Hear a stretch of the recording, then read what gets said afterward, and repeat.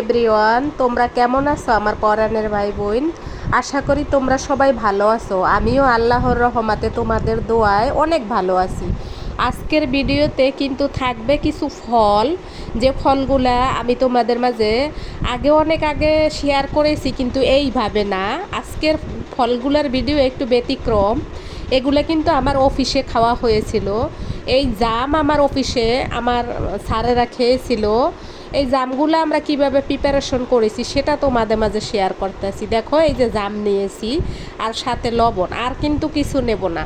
এভাবে জাম আর পেয়ারা আমরা খেয়েছি। তারপরে ছিল প্যাকেট খাবারের আয়োজন, যেটা আমি তোমাদের মাঝে শেয়ার করতে ভুলে গিয়েছিলাম যখন প্যাকেটগুলো সবার হাতে হাতে দেওয়া হয়েছিল, ওগুলা করতে আমি ভুলে গিয়েছিলাম।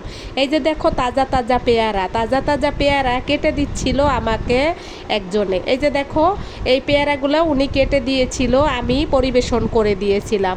আর এই যে দেখো প্যাকেট খাবার, এখানে কিন্তু অনেকগুলা প্যাকেট খাবার, যেগুলো আমাদের মিনিমাম 100 লোকের জন্য এই খাবার। এর খাবারগুলো কিন্তু খুব সুস্বাদু খাবার ছিল। আর এই খাবারগুলো কিন্তু আমাদের স্যারদের জন্য একজনে খুশি হয়ে নিয়ে এসেছিল।